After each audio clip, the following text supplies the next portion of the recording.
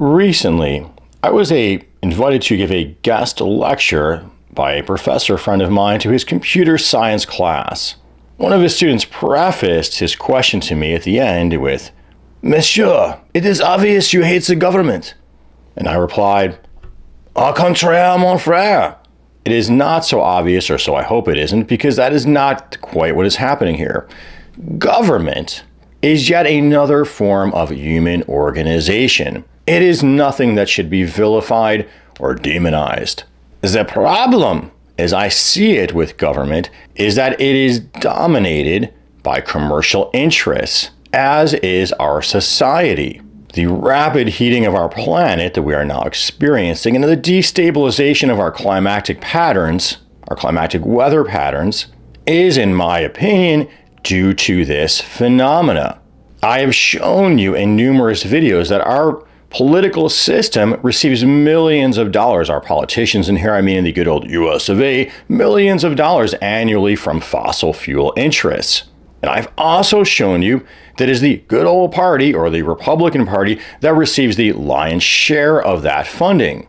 I have shared with you from the distant past political cartoons showing the power of oil and big corporations in our government. This is nothing new, only the situation has apparently even worsened due to the Citizens United Court decision, which opened the floodgates to dark money and money in politics. And it is my understanding that decision was made along what we could call party lines, Republicans opening the floodgate, more democratically appointed judges voting to keep it closed. But it's more than just that ignored money trail. It's that these industries, what I call the reckless elements of the business industry, pool their money into various think tanks and lobbying organizations. Many of those can be seen at DSmog, a terrific journalistic website that specializes in highlighting the money behind climate misinformation. And now we also have not just disinformation and denial, but the slowing down of a change towards renewable energy as well. And then these think tanks, their studies, their findings are often then hosted on sympathetic media outlets, or even media outlets we wouldn't think are sympathetic. I've shared with you in the past that Fox News, one many of us would consider influenced by those reckless elements. Indeed, Rupert Murdoch, its founder, has ties to Genie Energy, which is an oil and gas company as far as I understand. But NPR, a source we would consider more liberal and indeed does a much better job on climate change, also acknowledged getting funding from ExxonMobil. And keep in mind, these media outlets, and could be Fox News, One American News, or even CNN, which I would consider much more credible reporting, but they are still owned by either wealthy individuals or large corporations. Then these large corporations will have what are called interlocking boards of directors. There's the power of advertising, both sponsoring the media, making them afraid to step on the toes of industries like fossil fuel, petrochemicals, or even defense contractors. Think about these wars we're having. But it goes beyond that, right down to our thinking through associative advertising. How that advertising affects our self-identities. We're shown ads associating, say, a massive bloated, in my opinion, pickup truck, when a smaller truck could do the job if you really needed it for the job. But instead, it associates that pickup truck with nature, being a farmer, something that most of us are not really doing. We're disconnected from nature. Indeed, our whole identities are shaped by media, by these associations of what is cool, what isn't cool, what's in fashion, what's not in fashion, making us these constant churning consumers. Our education system, yes, much of it's a public education system, but as the author of this book called Miseducation pointed out, because of the influence of fossil fuel petrochemicals within Texas, that put pressure on a lot of publishers not to include climate change, or at least fossil fuel-driven climate change, into their textbooks. That will then affect textbook purchasing throughout the whole nation.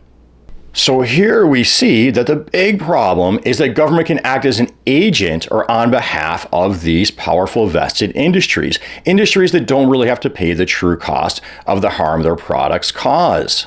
Because we, the public, are shielded largely by a compliant media from those costs and from sympathetic studies paid for by those very industries. But if government can act as an agent of those industries, then wouldn't we want to say, well, government's the problem? No, au contraire. No, why? Because government could potentially and does in many ways act as a counterweight. We'll take, for example, the American Civil Service. Yes, the heads of the agencies are appointed by the president. So if you've got somebody who's very hostile towards environmental regulations, as was Donald Trump, he's going to appoint people who are hostile towards that. And then maybe they're going to try to bully around those civil servants at the EPA. But many of them are lifetime appointees and they can't be kicked out that easily. That creates a counterweight. Hence, government becoming a more reliable source of information for that reason than purely commercial sources.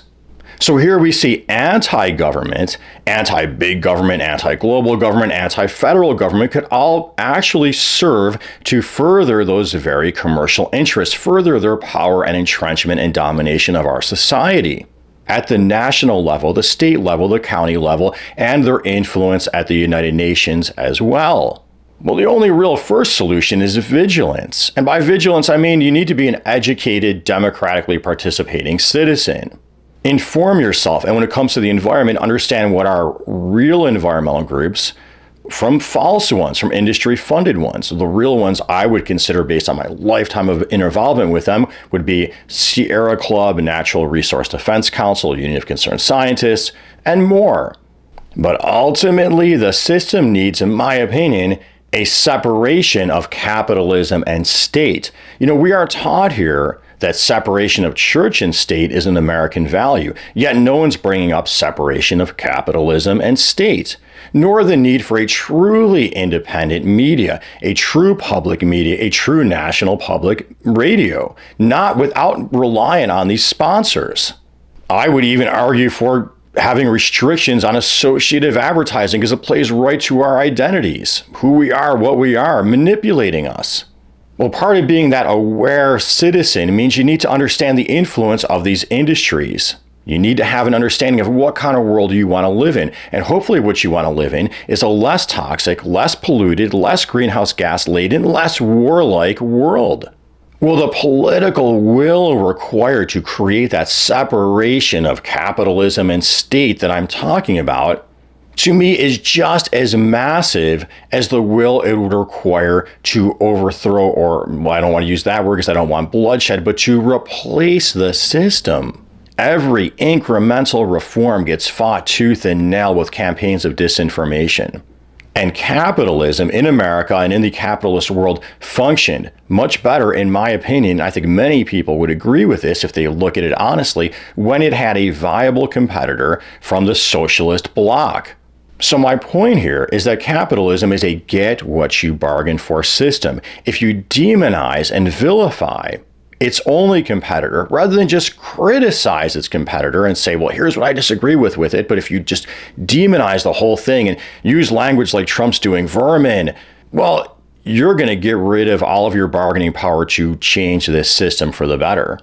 So ultimately, government is just another form of human structure, another way to distribute resources, organize labor, and in my opinion, it's the most practical, realistic alternative to focus on towards freeing us from our domination, which we are by commercial interests, lives entirely subservient to whatever the dominant industries, the dominant means of production are, even if those dominant means are pumping our earth full of greenhouse gases and carcinogens.